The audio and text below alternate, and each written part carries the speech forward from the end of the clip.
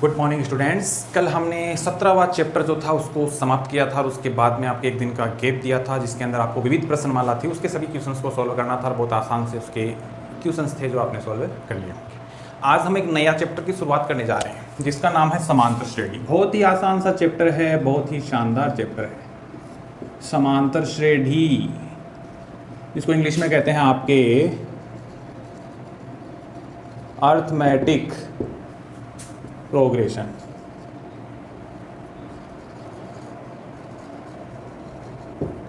Arithmetic progression, ठीक है। क्या होता है समांतर श्रेणी और इसके सवालों को किस प्रकार से सॉल्व करते हैं और उसके अंदर क्या होता है, ये बिल्कुल आपकी नई चीज़ है, आपने पहले इसके बारे में बिल्कुल नहीं पढ़ा है, लेकिन बहुत ही आसान है। आज अपन केवल इसके बेसिक्स और इसके जो स्टार्टिंग जो है उसको अपन पढ़ेंगे और ये देखेंगे कि क्या होती है समांतर श्रेणी और उसके पदों को किस प्रकार से ज्ञात करते हैं, कैसे इनके अंदर अपन इनके सवालों को हल करते हैं। तो सबसे पहले आप स्टार्टिंग से हर एक चीज़ को समझते हुए चलना कि क्या है समांतर श्रेणी। तो पहली चीज़ तो इसके अंदर जो इसका नाम है वो है श्रेणी, ठीक है। श्रेणी जो है वो एक तरीके से प्रोग्रेशन होता है, यानी नंबर सिस्टम होता है। कुछ नंबर आते हैं, एक के बाद में दूसरा नंबर, दूसरे के बाद में तीसरा नंबर, ऐसे करके कोई एक नंबर आते हैं, उनके बीच में एक रिलेशन होता है। यानी एक नंबर के बाद में दूसरा नंबर जो आया है उनके मध्य कोई ना कोई रिलेशन होता है। वो रिलेशन योग का हो सकता है, वो रिलेशन गुणा के रूप में भी हो सकता है, या एक कोई रिलेशन होता है वो भाग के रूप में भी इसमें हो सकता है। तो इनमें जो नियम लगता है उन्हीं नियमों के आधार पर ये श्रेणी जो है इसको 3 भागों में बांटा जाता है। कितने भागों में बांटते हैं इसको? 3 भागों में बांटते हैं। पहला भाग जो है वो कहलाता है आपका समांतर श्रेणी। पहला भाग ये है आपका समांतर श्रेणी। इसका जो सेकंड पार्ट जो है, सेकंड पार्ट वो कहलाता है आपका गुणोत्तर श्रेणी। समांतर दूसरी श्रेणी हो गई गुणोत्तर श्रेणी। और तीसरी श्रेणी जो है वो कहलाती है आपकी हरात्मक श्रेणी। ये श्रेणी 3 प्रकार की होती है, प्रोग्रेशन है वो 3 प्रकार के होते हैं। समांतर श्रेणी है, फिर गुणोत्तर श्रेणी है, फिर है हरात्मक श्रेणी। लेकिन अभी आपकी है क्लास 10th। क्लास 10th के अंदर क्या है, श्रेणी का जो एक रूप है समांतर श्रेणी, केवल आप उसका अध्ययन करेंगे। गुणोत्तर श्रेणी और हरात्मक श्रेणी जो है इसका अध्ययन आप 11th और 12th उसके अंदर इसका अध्ययन आएगा जब आप गणित विषय को चूज करेंगे। तो ये 2 है गुणोत्तर और हरात्मक श्रेणी, ये तो अभी का आपके पार्ट है नहीं। अभी केवल और केवल आपके है समांतर श्रेणी जिसका अपन अध्ययन करेंगे और ये समझेंगे कि समांतर श्रेणी है वो क्या होती है। तो ध्यान से सुने, समझें कि समांतर श्रेणी क्या होती है। अरिथमेटिक प्रोग्रेशन, ध्यान देना।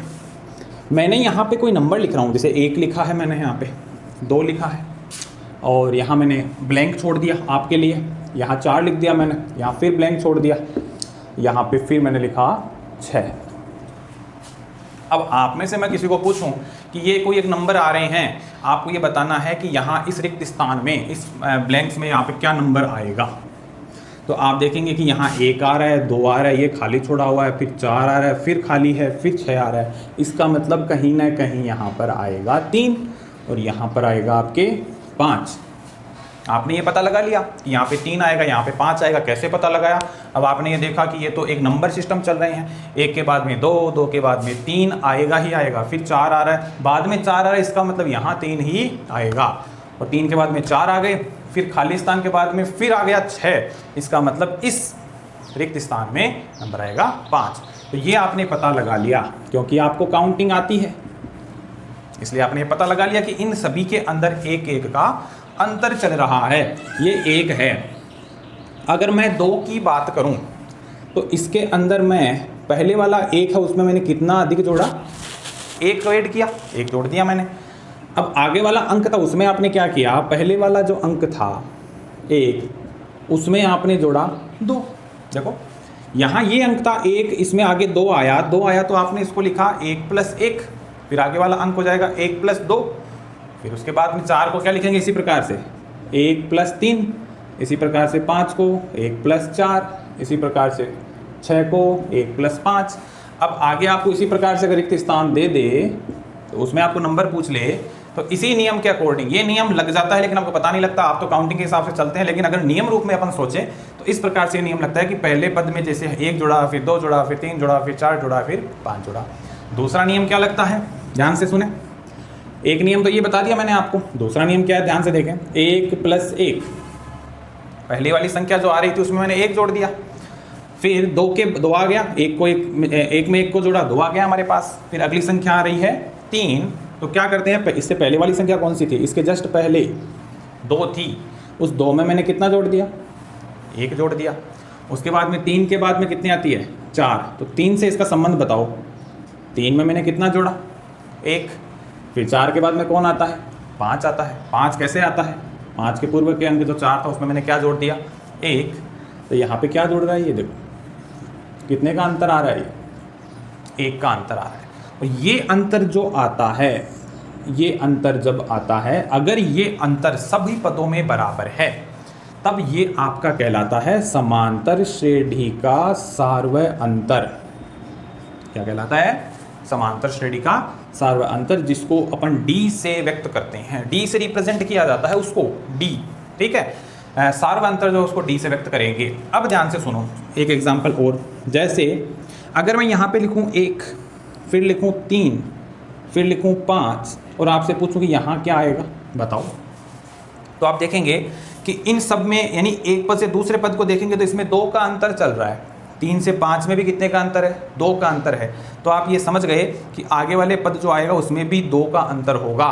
उस स्थिति में आप ये देखेंगे कि 5 के जस्ट बाद में क्या आएगा, 7 आएगा, क्योंकि इन सभी पदों के बीच में जो अंतर आएगा वो अंतर कितने कितने का होगा, 2-2 का अंतर होगा। और ये 2-2 का जो अंतर होता है इसी को हम कहते हैं, यानी बीच में पदों के अंतर जो आता है उसी को हम कहते हैं सार्वय अंतर, ठीक है। तो ये तो बात हो गई सार्वय अंतर की। अब बात है कि सार्वय अंतर है वो समांतर श्रेणी से कहाँ रिलेट करता है, कहाँ संबंध होता है उनका आपस में।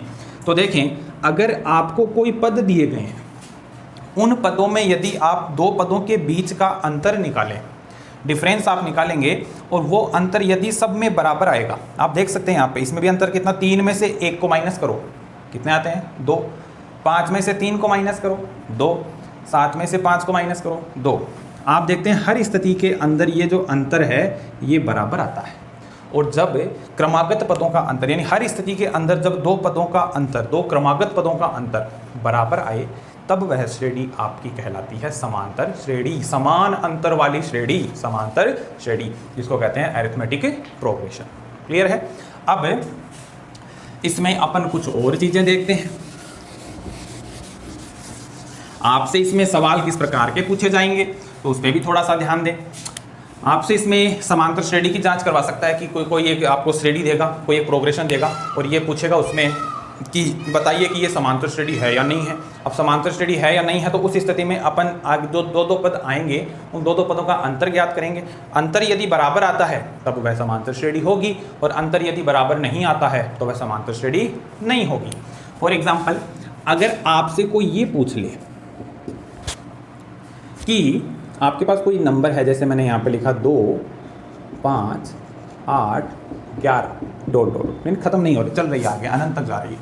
आपसे कोई ये पूछ ले कि बताइए कि या ये जो आपको श्रेणी दे रखी है क्या यह समांतर श्रेणी है क्या।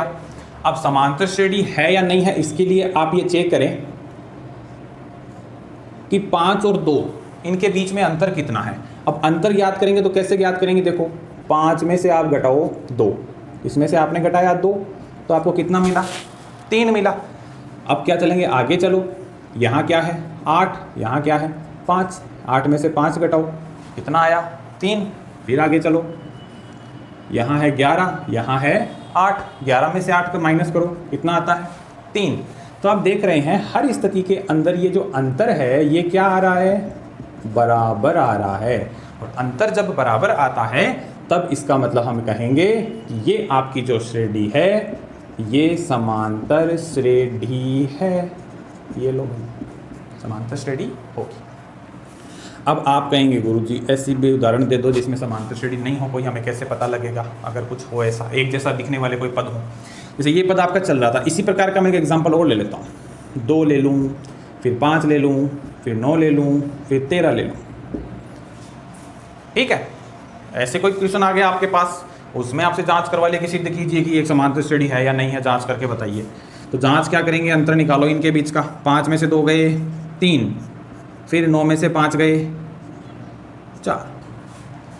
ज़्यादा आगे बढ़ने की जरूरत ही नहीं है। आपने एक अंतर निकाला 3 आया, दूसरा सार्व अंतर निकाला 4 आ गया। इसका मतलब हम कह सकते हैं कि यह समांतर श्रेणी नहीं है, क्योंकि समांतर श्रेणी में सार्व अंतर का जो मान है अर्थात 2 क्रमागत पदों का अंतर है, 2 लगातार पदों का अंतर है, वो हमेशा बराबर आना चाहिए। आपने 2 अंतर निकाल लिए और दोनों ही बराबर नहीं है, तो ये समांतर श्रेणी नहीं है। क्लियर? इतना सा काम करना है। अब इनके पदों को किस प्रकार से लेते हैं तो ध्यान से देखें, यहाँ पे क्या लिख रहा हूं मैं, समझने का प्रयास करें।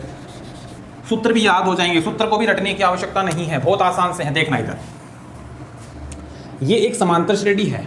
क्यों है? क्योंकि आपको पता है इन दोनों के बीच में अंतर कितना है, 3 का है। इन दोनों के बीच में अंतर कितना है, 3 का है। और इन दोनों के बीच में भी अंतर कितना है, 3 का अंतर है।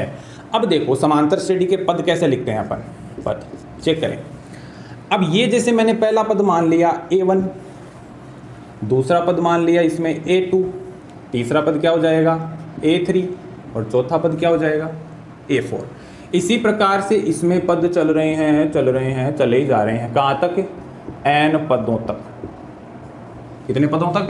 n पदों तक। n कोई नंबर है, वो 8 हो सकता है, वो 50 हो सकता है, वो 50 लाख हो सकता है। n एक नंबर है, ठीक है। अब n नंबर है तो nवें पद को इसी रूप में हम लिख ले जाएंगे। पहले पद को A1, दूसरे पद को A2, तीसरे पद को A3, इसी प्रकार से लिखते जाएंगे तो nवें पद को लिखेंगे an। क्लियर है? अब देखो दूसरी कहानी कहाँ से शुरू होती है। अब दूसरी कहानी ये है कि इनके पदों को अपन सार्व अंतर के रूप में कैसे लिखें। चेक करें, अभी मैंने आपको क्या कहा, ये चीज़ समझ के चलना। आप बहुत आसान है, सूत्र सारे याद हो जाएंगे, ध्यान देना।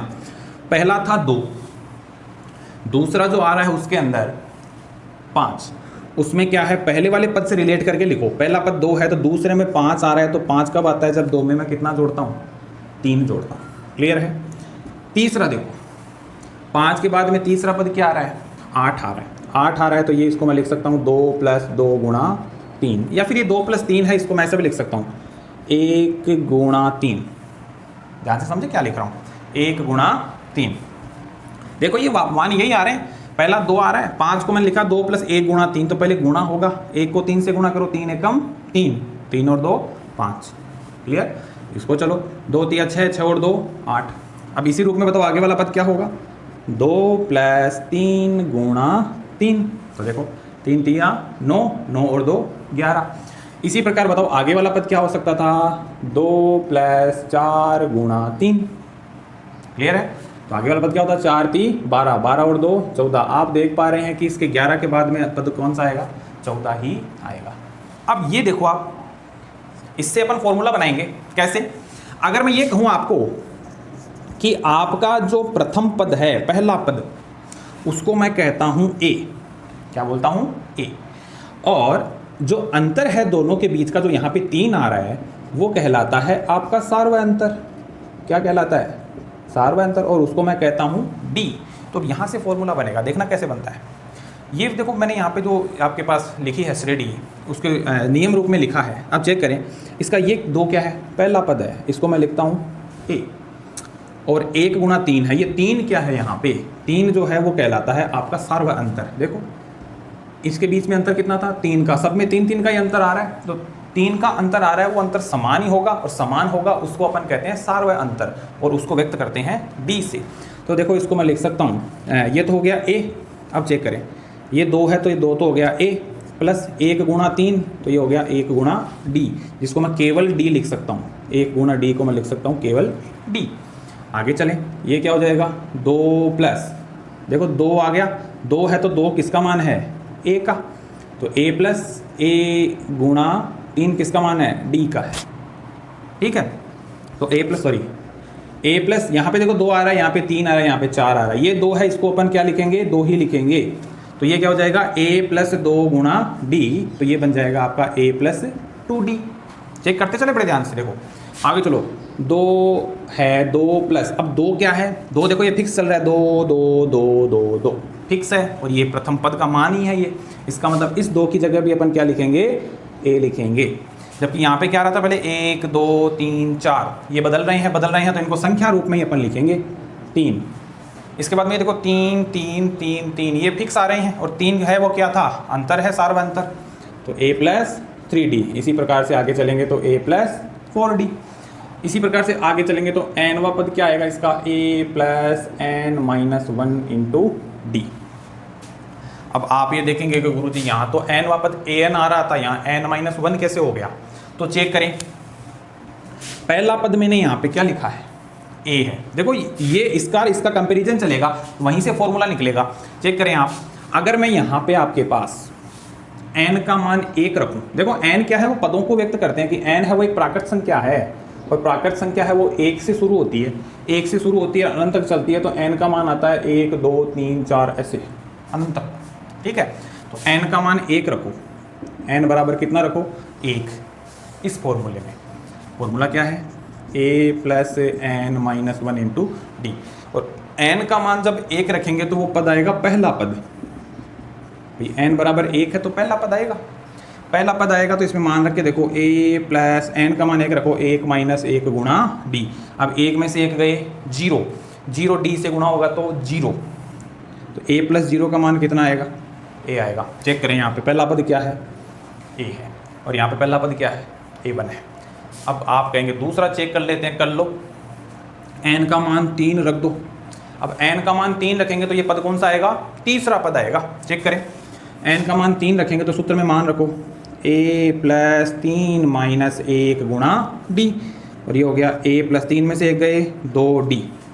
अब ये देखो ये पहला पद है, ये दूसरा पद है, तीसरा पद क्या आ रहा है, a + 2d आ रहा है, और ये हमने ज्ञात किया है तीसरा पद क्या आया है, a + 2d ही आया है। तो इस प्रकार से समांतर श्रेणी के पद होते हैं वो अलग अलग रूप में होते हैं। अगर हमें सार्व अंतर के रूप में पदों को लिखना पड़े तब होते हैं a + d, a + 2d, a + 3d, और डॉट डॉट, और अंतिम nवा पद क्या होगा, ये nवा पद बोला जाएगा, क्योंकि इसमें n आता है जो कि कहलाता है आपका a + n - 1 × d।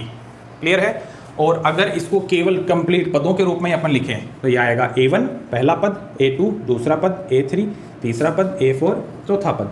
इसी प्रकार से nवा पद क्या है, an। ठीक है, अब इनका कंपैरिजन करो, पकड़ पकड़ के एक एक को कंपैरिजन कैसे करें कि पहले को पहले के साथ, पहला पहला बराबर, दूसरा दूसरा बराबर, nवा बराबर। पहले पहले को बराबर करो, a1 बराबर a, बिल्कुल सही है। इसी प्रकार से बराबर करेंगे आप a2 बराबर a + d, क्लियर है। इसी प्रकार से आगे बराबर करो, a3 बराबर a + 2d। a1 है वो पहला पद पहले के बराबर, दूसरा पद दूसरे के बराबर, तीसरा पद तीसरे के बराबर, चौथा पद चौथे के बराबर, तो a4 बराबर a + 3d। चेक करें आप, यहाँ जो आएगा, अगर यहाँ 4 आता है तो यहाँ पे 3 आएगा, एक कम हो रहा है।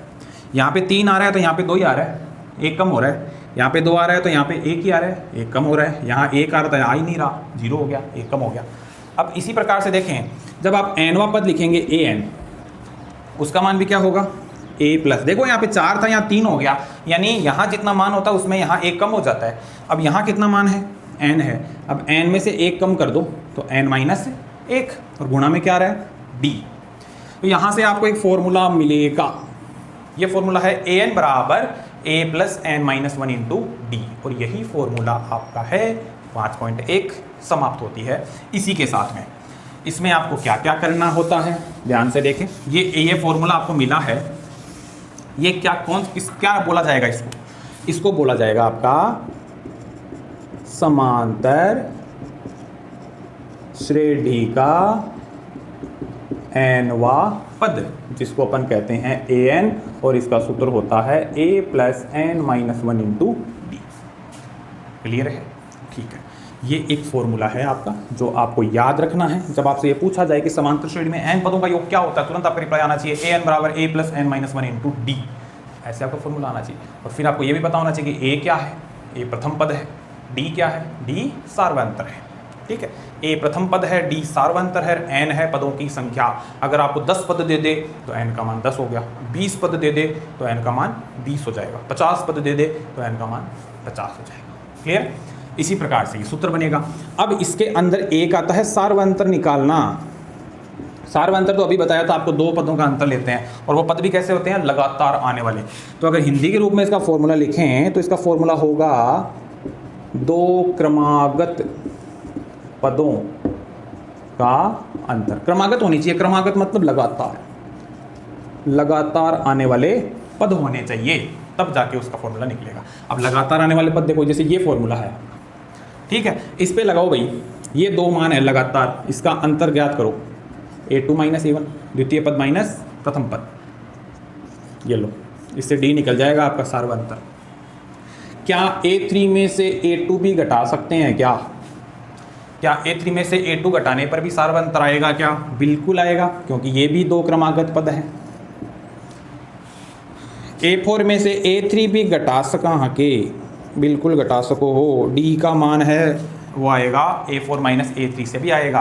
ये दो पद हैं वो क्रमागत होने चाहिए। क्लियर है? तो जब d का मान आपको ज्ञात करना हो सार्वंतर का, तो दो लगातार पदों का अंतर हम ज्ञात करते हैं। क्लियर? और जब आपसे इसमें देखो किसी पदों में आपको ये सार्वंतर निकलवाएगा तो दो क्रमागत पदों का अंतर ज्ञात कर लेंगे। प्रथम पद निकलवाएगा तो सबसे पहला पद है वही प्रथम पद होता है, तो उसमें कोई कहानी नहीं है। लेकिन जब आपसे इसमें यह पूछा जाए कि सिद्ध कीजिए कि ये आपको कोई दे दिया जाए श्रेणी और सिद्ध कीजिए कि ये एक समांतर श्रेणी है, ये जब सिद्ध करवाता है ना, उस स्थिति में आपको जितने भी पद दिए हुए रहते हैं ना, उन सब का अंतर आपको देखना होता है कि क्या वो अंतर बराबर आ रहा है क्या नहीं आ रहा। अगर अंतर बराबर आता है तब तो वह समांतर श्रेणी होगी, और अंतर बराबर नहीं आता है तो वह समांतर श्रेणी नहीं होगी। क्लियर है? तो ये था समांतर श्रेणी में 5.1 में फॉर्मूला कैसे बनता है और उसका बेसिक क्या होता है, ये सारा मैंने आपको बता दिया है।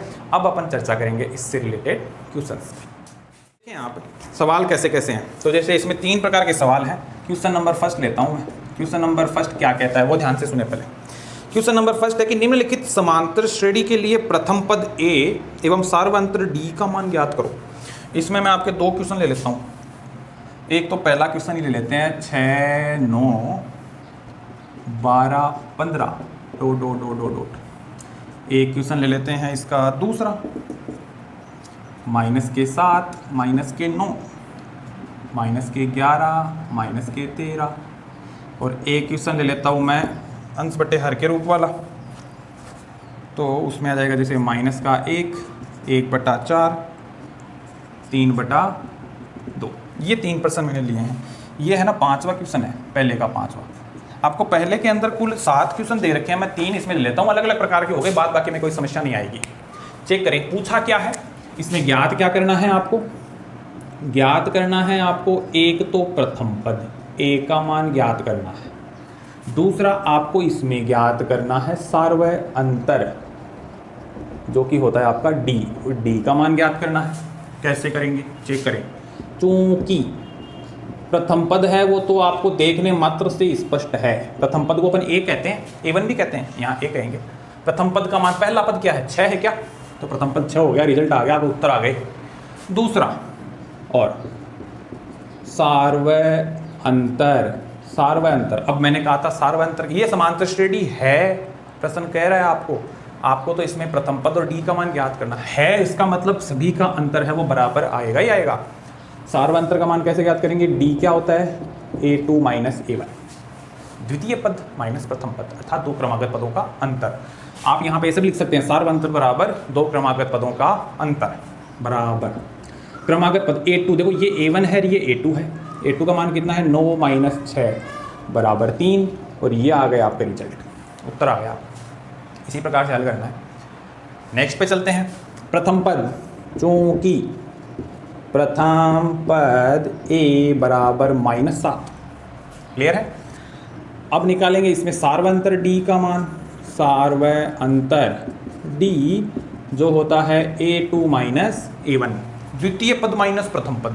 देखो द्वितीय पद क्या है, द्वितीय पद है यहाँ पे -9, देख रहे हैं आप। दूसरा पद क्या है -9। फिर सूत्र में क्या है माइनस है, वो माइनस लगाएंगे। फिर a1 का मान, a1 क्या है माइनस के साथ, ये माइनस के साथ। तो यहाँ ये 2 माइनस आते हैं, कई बार अपन यहाँ गड़बड़ कर देते हैं। सूत्र वाले माइनस को, या तो सूत्र वाले माइनस को भूल जाते हैं या फिर इस माइनस को भूल जाते हैं, दोनों का माइनस एक ही लगा देते हैं। सूत्र वाला माइनस है वो माइनस आएगा यहाँ पे। अगर a1 है वो माइनस में है तो उसको लिखा जाएगा ब्रैकेट में। ठीक है, अब चेक करें, माइनस के 9, ये तो माइनस के 9 रहेंगे, ये माइनस माइनस गुणा हो जाएंगे तो ये बन जाएगा +7। अब करो माइनस, माइनस के 9 है, प्लस के 7 है। प्लस की संख्या बड़ी है या माइनस की? माइनस की संख्या बड़ी है तो उत्तर आएगा माइनस में 9 में से 7 माइनस कर दो, माइनस के 2। ठीक है, तो ये हो गया 7 में से 9 माइनस करते हैं तो माइनस के 2। वही बात है कि कौन सी संख्या बड़ी है वो देख लो। माइनस की संख्या बड़ी है तो उत्तर माइनस में आएगा, और 9 में से 7 गए 2 आ गया। अब आते हैं तीसरे प्रकार का प्रश्न। ये लो, बट्टा का है इसलिए इसको भी ले लिया। प्रथम पद a -1 दिख रहा है साफ, देखने मात्र से स्पष्ट है कि प्रथम पद ये होगा। सार्वय अंतर d बराबर a2 - a1। a2 क्या है? 1/4। फिर चिन्ह किसका है? माइनस का। फिर a1 कितना है? -1। देख रहे हैं आप। अब देखो ये माइनस माइनस क्या हो जाएगा? प्लस हो जाएगा। यहाँ हल कर देता हूँ मैं। 1/4 और माइनस माइनस प्लस 1। 1 के नीचे कुछ नहीं है, मतलब 1 है। अब लघुत्तम कितना आएगा? 4 आएगा। 4 आएगा तो ये क्या हो जाएगा? ऊपर देखो क्रॉस मल्टीप्लाई भी कर सकते हैं, कोई प्रॉब्लम नहीं है। 1 को 1 से गुणा करो, वैदिक गणित पढ़ चुके आप।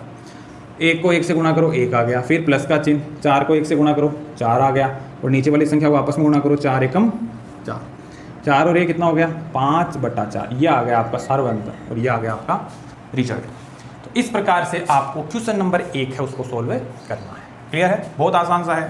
तो बचे हुए क्वेश्चन को करेंगे और सभी क्वेश्चंस को हल करके उसकी जो फोटो है वो मुझे मेरे व्हाट्सएप नंबर पे आप सेंड करेंगे। अब करते हैं हम क्वेश्चन नंबर 2, जिसमें आपके क्या क्या प्रश्न है चेक करें। यदि किसी समांतर श्रेणी के लिए प्रथम पद a एवं सार्वअंतर d निम्नानुसार दिया हुआ है तो उस श्रेणी के प्रथम 4 पद ज्ञात करो। लो भैया, पहला ही कर लेते हैं इसका। a का मान दिया हुआ है -1 और d का मान दिया हुआ है 1/2। ये लो भाई, ये दिया हुआ है आपको। प्रथम 4 पद ज्ञात करने हैं आपको। पूछा क्या है इसमें? प्रथम 4 पद ये पूछे। अब देखो, प्रथम 4 पद पूछे तो आप इसमें लिख लेंगे। देखो इस लिखने का तरीका ये होगा। माना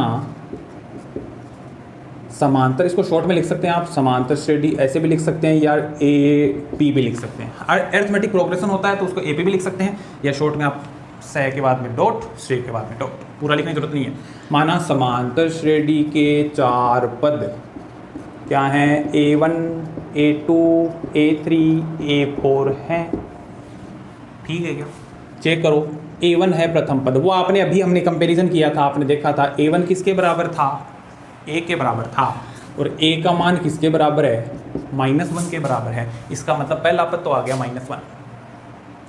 आगे चलो, दूसरा पद निकालना है A2। अब यहाँ 2 था तो उस उत्तर में देखो क्या था, पीछे हल किया अपन ने। A + D के बराबर आ रहा था, यहाँ 2 आ रहा था, यहाँ 1 कम हो रहा था। A + D, A का मान कितना है? -1 प्लस D का मान कितना है? 1/2। D का मान कितना दिया हुआ है? 1/2।